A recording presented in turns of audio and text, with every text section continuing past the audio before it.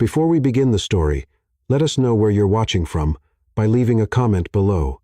Don't forget to like and subscribe. Have a wonderful day. Enjoy the story, everyone. The setting sun painted golden streaks across Ethan Carter's penthouse office, casting long shadows that danced across Italian marble floors. At 45, he cut an impressive figure against the backdrop of the city he'd helped shape.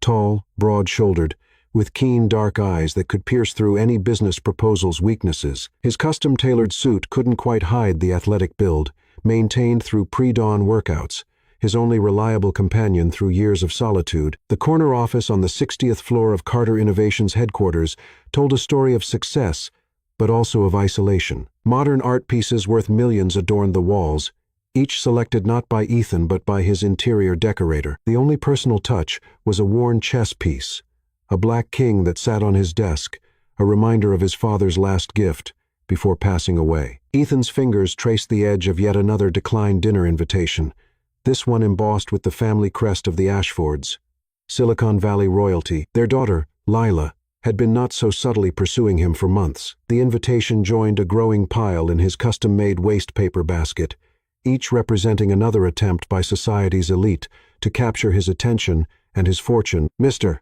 Carter," his assistant's voice crackled through the intercom, interrupting his thoughts. "Your mother called again about the charity gala next week. She insists on confirming your +1. A familiar tension crept into his shoulders. These society events had become an increasingly frequent source of anxiety. His mother, Sophia Carter, had made it her mission to see him properly settled before her 70th birthday. That deadline was approaching with alarming speed. Ethan rose from his desk, moving to stand before the floor-to-ceiling windows. The city sprawled below him, a maze of lights beginning to twinkle in the gathering dusk. His empire, built from the ground up, started with a single revolutionary app he'd coded in his garage. Now, Carter Innovations was at the forefront of artificial intelligence and medical technology, employing thousands and changing lives globally. Yet, success had come at a price. Each step up the corporate ladder had meant less time for personal connections. Each business triumph had added another brick to the wall he'd built around his heart. His natural shyness, carefully masked in business settings by meticulous preparation and practiced confidence, emerged full force in personal interactions. The memory of last month's disaster at the Silicon Valley Innovation Awards made him cringe. Isabella Cole, the supermodel who'd graced countless magazine covers, had cornered him by the champagne fountain. Her perfume had been overwhelming, her intention clear in every calculated movement. When she'd leaned in close, whispered something about destiny, he'd panicked. "You remind me of my sister," he blurted out, then fled the scene, leaving behind a stunned Isabella and countless witnessing smartphones. The fact that he was an only child only made the incident more mortifying. By morning, it had become social media fodder, with memes spreading faster than his PR team could contain them. Nathan Brooks, his CFO and childhood friend, found the whole thing hilarious. "The great Ethan Carter," he teased the next day. "The man who can stare down hostile takeovers without blinking turns into a stammering teenager around a pretty face." The truth stung because it was accurate. Ethan could command a boardroom full of sharks, negotiate multi-billion-dollar deals, and navigate the treacherous waters of corporate politics.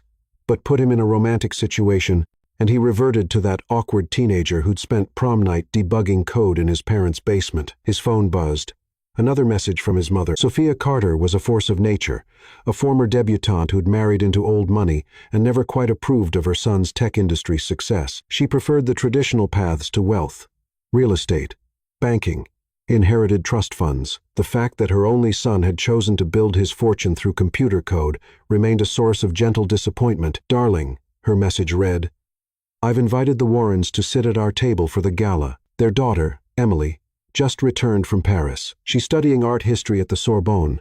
Absolutely charming girl." Ethan could picture Emily already.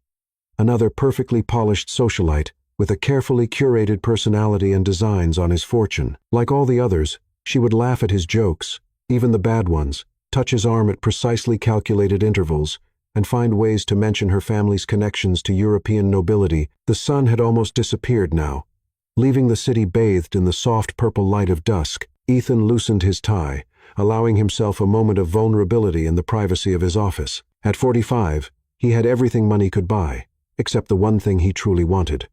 Someone who could see past the fortune, past the Forbes magazine covers, past the carefully constructed facade of corporate success. His father's words echoed in his memory. "Son, all the money in the world won't keep you warm at night." William Carter had been a practical man, an accountant who'd married for love and never regretted it for a moment. He'd passed away 5 years ago, leaving Ethan with the chess piece and a lifetime of unheeded advice about the importance of personal connections. The intercom buzzed again. "Mr. Carter, the board meeting materials for tomorrow are ready for your review, and Dr. Singh from R&D needs your signature on the new medical imaging project proposals." Work, his constant companion, his reliable escape. Ethan straightened his tie and returned to his desk. The stack of papers requiring his attention had grown in the brief time he'd spent lost in thought. Each document represented another step forward for his company, another achievement to add to his impressive resume. Yet none of them could fill the growing emptiness he felt in quiet moments like these. As he began reviewing the first document, his eye caught a small news alert on his tablet.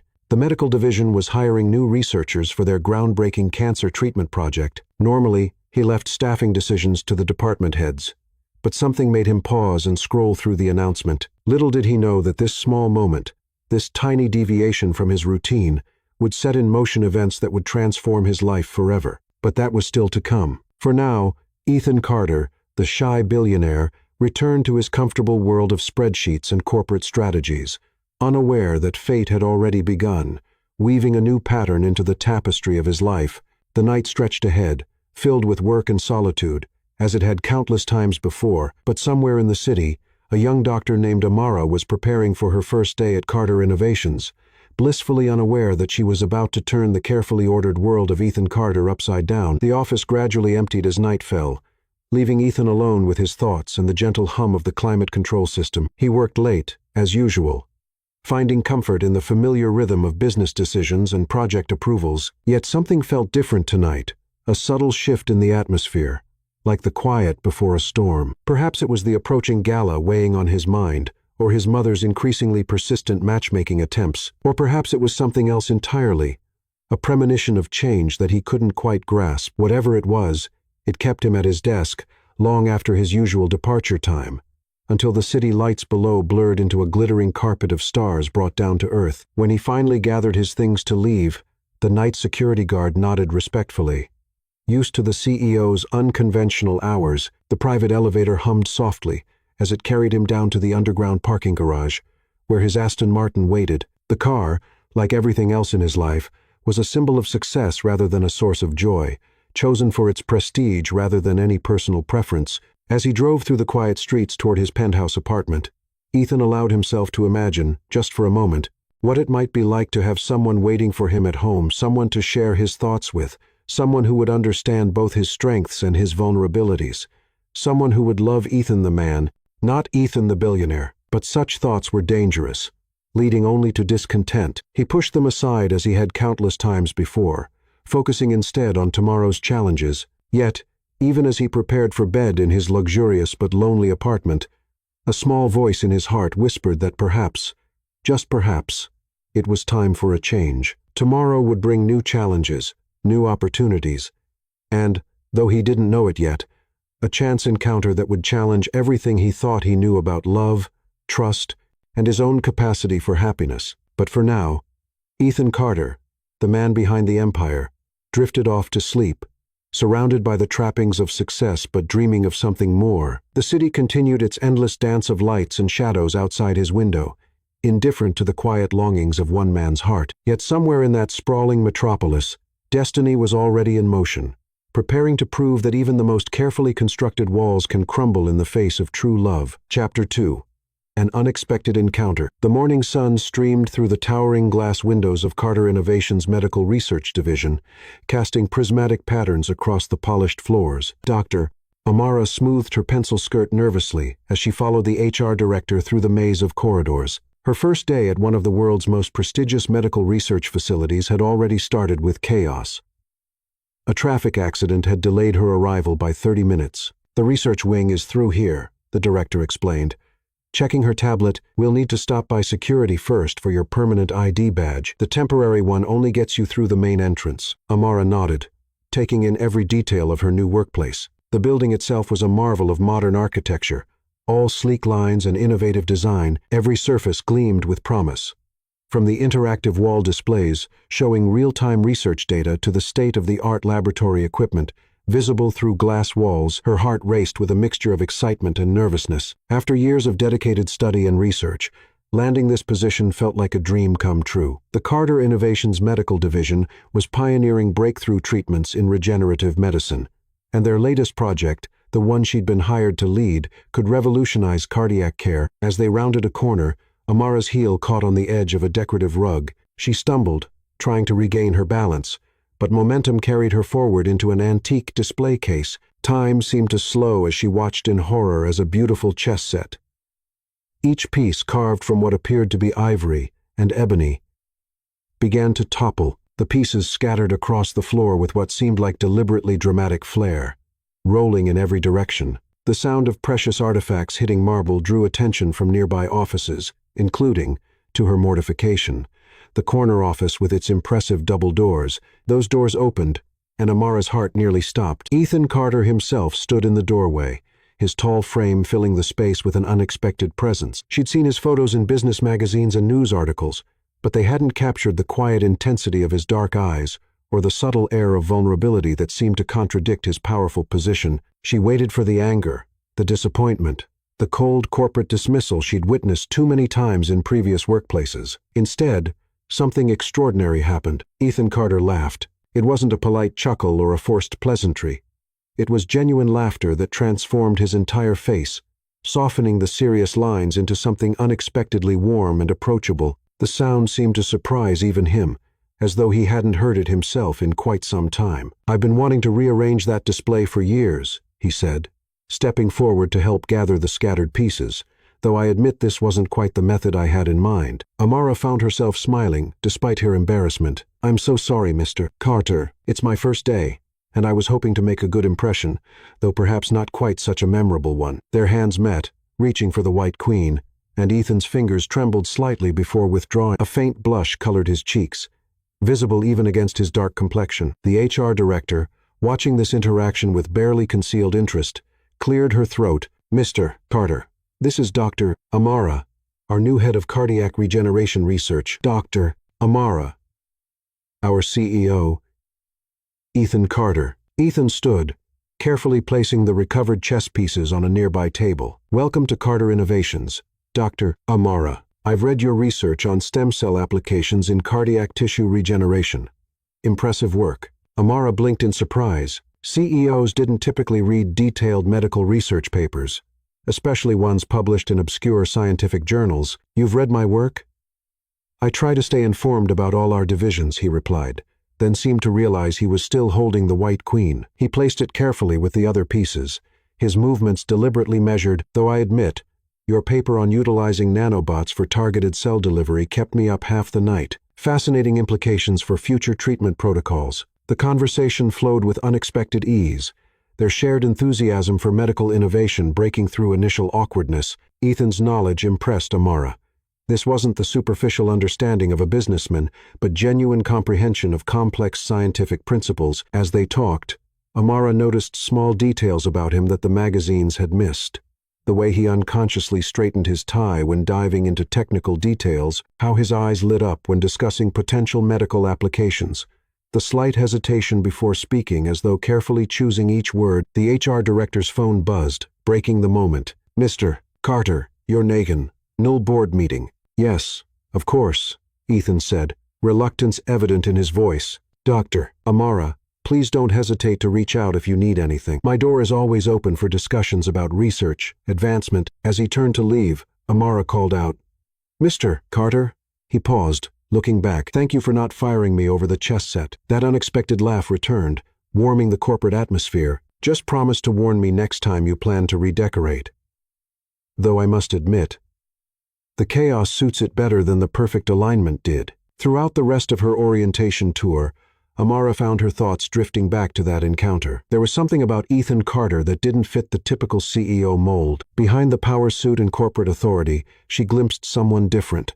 Someone who shared her passion for innovation and helping others. The HR director seemed to read her thoughts. "Mr. Carter isn't what people expect," she said as they waited for the elevator. "Most assume he's just another billionaire playboy, but he's different, brilliant, of course, but also surprisingly shy. Last month at the Innovation Awards, she stopped herself. Well, let's just say he surprises people. The day progressed in a whirlwind of introductions, paperwork, and laboratory tours. Carter Innovation's research facilities exceeded even Amara's high expectations. Every piece of equipment was cutting edge, every system optimized for breakthrough research. It was a scientist's paradise. Late afternoon found her in the executive break room, searching for coffee to combat the day's overwhelming nature. The machine, some high-tech European model, proved more challenging than any medical equipment she'd encountered. The trick is to press the buttons in the right sequence, a familiar voice said behind her, like a combination lock, but with caffeine as the reward. Ethan Carter stood in the doorway, his tie slightly loosened after a day of meetings. Something about the casual moment made him seem more approachable than during their morning encounter. He stepped forward, demonstrating the coffee machine's peculiarities: 3 taps for espresso, 2 for Americano. And if you hold this button while pressing that one, you get something that claims to be macchiato, but tastes more like liquid ambition. Amara laughed, surprising both of them. Liquid ambition seems appropriate for this place. Their fingers brushed as he handed her the finished coffee, and that same slight tremor returned to his hands. A drop of coffee spilled, leaving a small stain on his pristine white shirt. He gestured vaguely toward his office, already backing toward the door. Reports to review. Welcome again, Dr. Amara. She watched him leave, noting how his confident stride faltered slightly when passing other employees. It was as though he wore his corporate persona like armor, but underneath was someone far more intriguing. The rest of the week passed in a blur of activity. Amara immersed herself in her new role, meeting her research team and beginning to outline their project goals. She noticed that Ethan seemed to find reasons to pass by the research division more frequently than strictly necessary, though he rarely stepped inside. Sometimes, their eyes would meet through the glass walls, and something unspoken passed between them, a recognition of kindred spirits, perhaps, or something deeper neither was ready to acknowledge. Friday afternoon, she was working late in the lab, when a gentle knock interrupted her concentration. Ethan stood in the doorway, holding what appeared to be takeout containers. "I noticed your car in the garage," he said, his usual corporate confidence replaced by something more hesitant. I ordered dinner, and there's too much for one person. If you're interested in sharing the food, Amara felt warmth spread through her chest at his endearing awkwardness. "I'd like that," she said simply. They ended up in his office, spreading Chinese food across his usually immaculate desk. Conversation flowed naturally, moving from work to more personal topics. Ethan spoke about his father, who'd encouraged his early interest in technology. Amara shared stories about her medical school days and her dreams of changing lives through research. As night fell over the city, casting his office in soft shadows, something shifted between them. The corporate hierarchy faded, leaving just 2 people sharing hopes, fears, and spring rolls. "I should confess something," Ethan said, carefully folding an empty wrapper. "I requested your transfer to our research division personally after reading your papers. Your approach to medical innovation, it aligned perfectly with my father's vision for this company. He always said technology should serve humanity, not the other way around." Amara sat back, surprised. "Is that unusual for you to be involved in hiring decisions?" "Very," he admitted. "I usually leave that to department heads. But something about your research, it felt important, though I didn't expect." He trailed off, color rising in his cheeks. "Didn't expect what?" "You," he said simply. "I didn't expect you." The moment hung between them, filled with unspoken possibilities. Then Ethan's phone buzzed, his mother requesting his RSVP for yet another social event, and the spell broke. They cleaned up dinner in comfortable silence, both aware that something had changed. As Amara gathered her things to leave, Ethan spoke again. "Dr. Amara, yes? Would you, there's a charity gala next week for medical research funding. Would you consider attending as a representative of our research division?" "Of course," she smiled, recognizing the invitation for what it was, a tentative step towards something more. "I'd be honored, Mr. Carter." "Ethan," he corrected softly. "Please, call me Ethan." As she drove home that night, Amara realized that her life had shifted in unexpected ways. She'd come to Carter Innovations, seeking professional advancement, but found something far more intriguing. A brilliant man whose shy smile and genuine passion for innovation had begun to capture her heart. The city lights blurred past her car window, each one seeming to hold a promise of possibilities to come. In her mind, she could still see Ethan's face as he'd said her name, the the way his usual corporate mask had slipped, to reveal something real and vulnerable beneath. She thought about the chess piece she'd knocked over that first day, the white queen that had brought their hands together in that first electric touch. Sometimes, the most meaningful connections began with chaos, with scattered pieces that needed to be gathered and reassembled into something new and beautiful. Monday would bring new challenges, new projects, and new moments between them. But for now, Amara drove through the night, her heart full of unexpected joy and the lingering warmth of shared spring rolls and gentle confessions. Somewhere across the city, Ethan Carter stood at his penthouse window, watching the same night sky and thinking of a brilliant doctor whose laughter had awakened something long dormant in his heart. For the first time in years, the prospect of a charity gala didn't fill him with dread. Instead, he felt something unfamiliar stirring in his chest. Hope, perhaps, or the beginning of something even more profound. The chess set in his office, now slightly imperfect in its arrangement, stood as a testament to how sometimes the most beautiful things in life came from unexpected moments of chaos. The white queen, slightly scratched from its fall, caught the moonlight and seemed to glow with possibility. Chapter 3.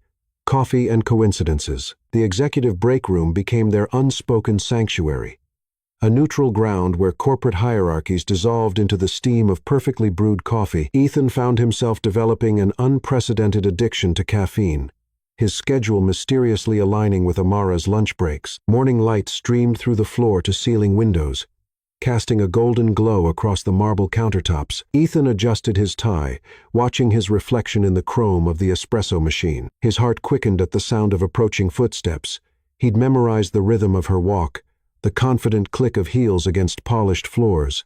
Amara appeared in the doorway, her lab coat exchanged for an elegant blazer that emphasized her graceful figure. Their eyes met in the reflection of the coffee machine, and Ethan felt that now familiar flutter in his chest. Her presence had a way of making the vast break room feel intimate, as though they existed in their own private world. "Mr. Carter," she greeted him, a playful smile touching her lips. "Another coffee emergency?" "Dr. Amara," he returned, fighting to keep his voice steady. "I'm beginning to think this machine only works properly under your supervision." She moved closer, the subtle scent of her perfume making his pulse race. Funny how these technological crises always seem to coincide with my breaks. Their daily dance had become the subject of gentle office gossip. The mighty CEO, known for his reclusiveness, suddenly developed an insatiable need for coffee at precisely 1:15 p.m. Each day, the cleaning staff noticed the break room's espresso consumption had tripled, though most cups remained half full. Nathan, ever observant, had taken to scheduling his own breaks to coincide with their encounters, watching with barely concealed amusement as his childhood friend struggled to maintain his corporate composure. Today, however, something was different. The air between them felt charged with unspoken possibilities. Ethan found himself mesmerized by the graceful movement of her hands as she operated the coffee machine, the way she tucked a stray lock of hair behind her ear, the subtle curve of her neck as she concentrated on the task. Their conversations had evolved from polite small talk to something more meaningful. They discussed everything from the latest medical research to their favorite books, discovering shared passions and complementary perspectives. Ethan found himself sharing thoughts he'd never voiced aloud, while Amara's infectious enthusiasm for her work brought out a side of him few had ever seen. As she reached for the sugar, their hands brushed. The contact sent electricity through Ethan's body, causing him to jerk slightly. His coffee cup tipped, sending hot liquid cascading down his pristine white shirt. Time seemed to slow as they both watched the brown stain spread. "Oh." Amara grabbed napkins from the counter. "Here, let me help." Her proximity as she dabbed at his shirt made Ethan's head spin. The subtle scent of her perfume mingled with the rich aroma of coffee. His heart thundered so loudly he was certain she must hear it. Their faces were inches apart, and he could see flecks of gold in her brown eyes. Ethan's voice caught in his throat. The corporate mask he'd worn for so long cracked, revealing the vulnerable man beneath. "I should." But he couldn't move, couldn't step away from this moment. Amara's hands stilled on his chest, and their eyes met. The world beyond the break room ceased to exist. Then Nathan's voice shattered the spell. "Ethan, the Tokyo investors are online." Reality crashed back in. Ethan stumbled backward, nearly knocking over a chair in his haste to put distance between them. "I should change," he managed, then fled the break room, leaving Amara holding coffee-stained napkins. The rest of the day passed in a blur of meetings and phone calls, but Ethan couldn't focus. The memory of her touch, the warmth in her eyes, The way time had seemed to stop it all haunted him. He found himself staring at the coffee stain on his shirt, now hidden beneath his suit jacket, a tangible reminder of their moment. Evening found him in his office. Tie loosened, jacket discarded. The city lights twinkled beyond his windows, but he saw only her face reflected in the glass. A gentle knock at his door made him turn. Amara stood in the doorway, holding his suit jacket. "You left this in the break room," she said softly. Ethan rose from his desk, moving toward her with an almost magnetic pull. The office lights had dimmed for the evening, casting everything in gentle shadows. She had changed back into her lab coat, but her hair was down now, falling in soft waves around her face. "Thank you," he managed, taking the jacket. Their fingers brushed again, but this time neither pulled away. The contact lingered, electric and inevitable. "Ethan," she whispered, using his first name for the first time. The sound of it on her lips made his heart skip. They stood there, suspended in time, the jacket forgotten between them. "I don't know how to do this," he admitted, voice rough with emotion. "I've spent so long hiding behind spreadsheets and corporate strategies.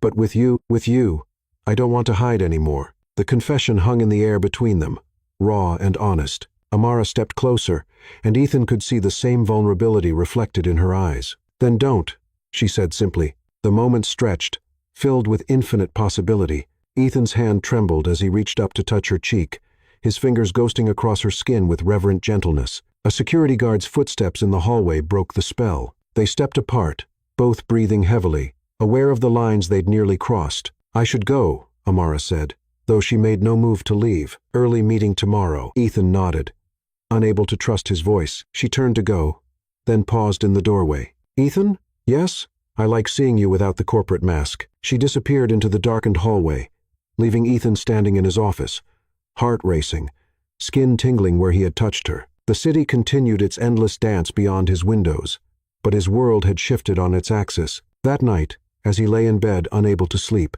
Ethan realized something had fundamentally changed. The careful walls he'd built around his heart were crumbling, and for the first time in his adult life, he didn't want to rebuild them. His phone buzzed, a message from Nathan. "You've got it bad, my friend." Ethan didn't bother denying it. Instead, he found himself smiling at the ceiling, replaying every moment of their encounter. The coffee spill that had started as an embarrassment had become something precious, a crack in his armor that let light shine through. Tomorrow would bring new challenges, new moments of vulnerability and connection. But for tonight, Ethan Carter, the man who had everything except love, fell asleep with the ghost of her touch on his skin and hope blooming in his heart. In her own apartment across the city, Amara sat at her window, a cold cup of coffee forgotten on the sill. She thought about the way Ethan's corporate facade had cracked, revealing the gentle soul beneath. Her fingers tingled where they had touched his, and her heart danced with possibilities. The night stretched on, full of dreams and whispered hopes, as two souls who had found each other across a crowded break room began to realize that sometimes the greatest discoveries aren't made in research labs or boardrooms, but in the quiet moments between two hearts learning to trust again. Chapter 4. Office Conspiracies. Nathan Brooks couldn't take it anymore. Watching his best friend and CEO pine like a lovesick teenager was equal parts entertaining and frustrating. The office had noticed their leader's sudden interest in perfectly timed coffee breaks, and the betting pool for when he'd finally asked Dr. Amara out had grown to impressive proportions. "You're like teenagers passing notes in class," Nathan told Ethan, during a late-night strategy session. The CEO's eyes had drifted for the 10th time that hour toward the still-lit research lab where Amara worked late. Ethan straightened in his chair, attempting to regain his professional composure. "I don't know what you're talking about." "Please," Nathan snorted, closing the quarterly report they were supposed to be reviewing. "You've worn that coffee-stained shirt 3 times this week. The Ethan Carter I know would have burned it and ordered a dozen replacements." A faint blush colored Ethan's cheeks as his hand unconsciously touched the spot where the stain remained, barely visible under his jacket. The shirt had become a secret treasure, a tangible reminder of that electric moment in the break room. Operation Love in the Lab began the next morning. Nathan gathered key conspirators: Sarah from HR, who controlled room bookings; Miguel from maintenance, master of the building's environmental systems; and Chloe from the executive kitchen, who monitored the coffee supply with military precision.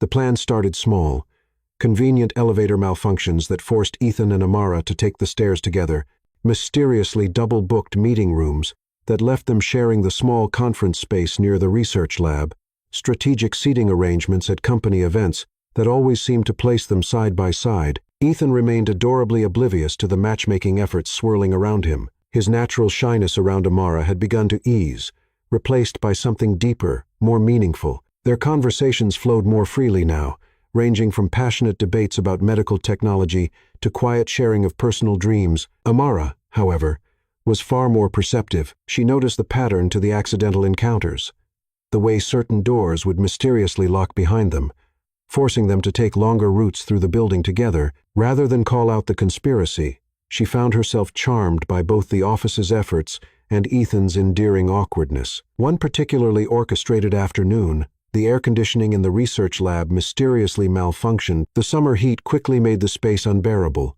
forcing Amara to relocate her work. Ethan's office, with its separate cooling system, was the only available space. "I hope I'm not disturbing you," she said, settling into the comfortable chair across from his desk. The sight of her in his personal space, surrounded by the trappings of his corporate world, made Ethan's heart race. "Never," he managed, trying to focus on the documents before him rather than the way sunlight played across her features. "I mean, you're welcome to stay as long as you need." Hours passed in comfortable productivity, broken by shared glances and soft smiles. Ethan found himself hyper-aware of every movement she made, the gentle tap of her pen when deep in thought, the way she tucked her hair behind her ear when concentrating, the soft hum she made when solving a particularly challenging problem. As evening approached, Amara stretched, her lab coat falling open to reveal an elegant blouse that complemented her dark skin perfectly. Ethan's breath caught in his throat. "I should probably head home," she said, gathering her papers. "Thank you for sharing your space. Would you—" Ethan started, then faltered. "That is, would you like to have dinner to discuss the research, of course?" A soft smile played at her lips. "Just the research? Well, perhaps—" Ethan tugged at his tie, gathering courage. "Perhaps we could discuss other things as well." The moment hung between them, filled with possibility. Then Ethan's phone buzzed his mother again, breaking the spell. Amara gathered her things but paused at the door. "I'd like that, Ethan. To discuss other things." After she left, Ethan sat in his office, surrounded by her lingering presence. The corporate mask he'd worn for so long felt increasingly uncomfortable, like a suit he'd outgrown. Around Amara, he found himself wanting to be more, not just the successful CEO, but the man beneath the title. Meanwhile, in the security office, Miguel high-fived Sarah as they watched the scene unfold on the monitors. Operation Love in the Lab was proceeding exactly as planned. The next phase involved the upcoming charity gala. The planning committee, now fully invested in the romance blooming in their midst, arranged everything with careful precision. The seating chart was a masterpiece of strategic placement, ensuring Ethan and Amara would be close enough for conversation, but not so obvious as to raise suspicion. Chloe partnered with the caterers to ensure Amara's favorite dessert would be served. The string quartet was briefed to play softer, romantic pieces whenever the pair came near. Even the lighting was carefully planned to create the perfect ambiance for potential romance. Ethan, still unaware of the elaborate scheme surrounding him, found himself looking forward to the gala for the first time in years. He'd chosen his tuxedo with unprecedented care and even allowed his personal shopper to update his usual conservative style with something more modern. The office conspirators watched with delight as their reserved CEO began showing subtle changes. His smiles came more frequently. The rigid schedule he'd maintained for years became more flexible, especially around lunchtime. He even started leaving work at reasonable hours, though few knew this was to catch glimpses of Amara in the parking garage. Amara, for her part, played along with the matchmaking while maintaining professional dignity. She noticed how Ethan's eyes followed her movements, how he seemed to gravitate toward wherever she was in the room. Their conversations grew longer, deeper, filled with shared dreams and gentle teasing. One evening, as most employees had left for the day, Amara worked late in the lab. Through the glass wall, she could see Ethan in his office, tie loosened, sleeves rolled up as he reviewed documents. The sight of him in this more relaxed state made her heart flutter. A maintenance issue forced her to visit his office, though she strongly suspected Miguel had engineered the situation. Ethan looked up as she entered, and the warmth in his eyes made her breath catch. "Dr. Amara," he said softly, her formal title now carrying a hint of playfulness. "Another technological crisis? It seems our equipment has a mind of its own lately," she replied, settling into what had become her usual chair, almost as if it's conspiring against us. Ethan's brow furrowed. "Conspiring?" She hummed, enjoying his confusion. "Haven't you noticed the pattern? Elevator malfunctions, double-booked rooms, climate control issues. Understanding dawned on Ethan's face, followed by embarrassment. The staff, they've been playing matchmaker? Yes. Amara's eyes sparkled with amusement. They're quite dedicated to the cause. Ethan buried his face in his hands, but she could see the smile he tried to hide. I'm so sorry. I had no idea. Don't be sorry, she said softly. Their hearts are in the right place. He looked up, meeting her gaze. The office lights had dimmed for the evening, casting everything in a gentle glow. And how do you feel about their efforts? Amara stood, moving to perch on the edge of his desk. The motion brought her closer than they'd been since the coffee incident. I think, she said carefully, that sometimes people need a little push to see what's right in front of them. Ethan's breath hitched as she reached out to straighten his crooked tie. The simple touch sent electricity through both of them. Amara, he whispered, her name a prayer on his lips. A security guard's flashlight beam swept past the office windows, reminding them of their public location. Amara stood, smoothing her lab coat with slightly trembling hands. The gala is tomorrow night, she said, moving toward the door. Perhaps we can continue this conversation then, somewhere less conspired about. Ethan nodded, not trusting his voice. As she left,